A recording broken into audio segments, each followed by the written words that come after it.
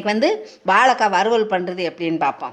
அதுக்கு வாழைக்காயை ஸ்மால் சைஸாக இப்படி ஸ்மால் பீஸாக கட் பண்ணி எடுத்து வச்சுருக்கேன். கொஞ்சம் சால்ட்டு, இஞ்சி பூண்டு பேஸ்ட்டு, கொஞ்சம் கார்ன்ஃப்ளவர் மாவு, இது மல்லிப்பொடி, வத்தல் பொடி, மஞ்சள் பொடி, ஜீரக பவுட்ரு, கரம் மசாலா, மிளகுத்தூள், பொரிக்கிறதுக்கு ஆயில், இவ்வளோ தான் இதுக்கு தேவையானது. இப்போ நம்ம வாழைக்காயை அடுப்பில் வச்சு கொஞ்சம் நேரம் பாயில் பண்ணி எடுத்துக்கிடுவோம். வாழைக்காயை கொஞ்சம் நேரம் பாயில் பண்ணி எடுத்துக்கிடுவோம். பாயில் ஆகும்போதே கொஞ்சம் சால்ட் கொஞ்சம் கம்மியாகவே போட்டுக்கிறோம். கொஞ்சம் சால்ட் போட்டுக்கிறோம்.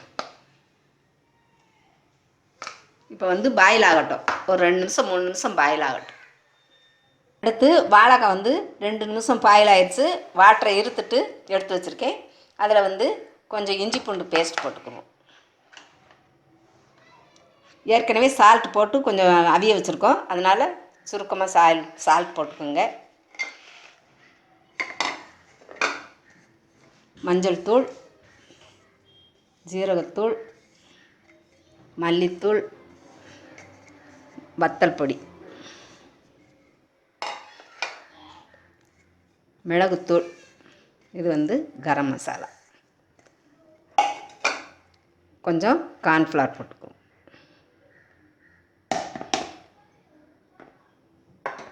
நல்லா இப்படி புளிக்குவோம்.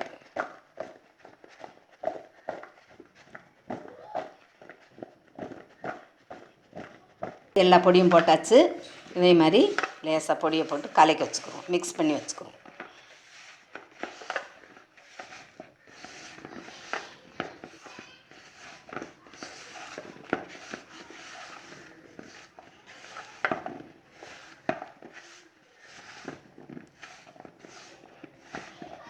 எல்லா பவுடரும் போட்டு பிசைஞ்சாச்சு.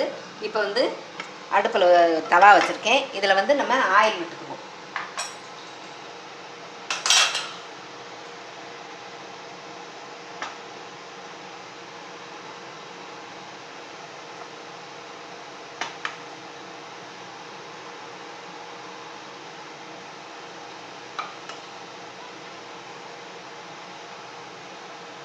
கொஞ்ச நேரம் ஆயில் சூடாகட்டும். பாருங்கள், ஆயில் ஹீட் ஆயிடுச்சு. இப்போ வாழைக்காயை நம்ம உள்ளே போடுவோம்.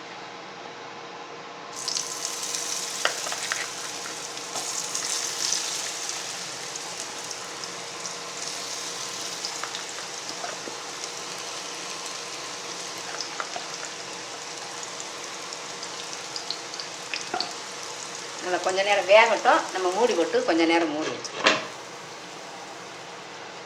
இதே மாதிரி அடிக்கடி திருப்பி விட்டுக்கோங்க. இப்படி லேசாக இப்படி கிளறி விட்டுக்கோங்க.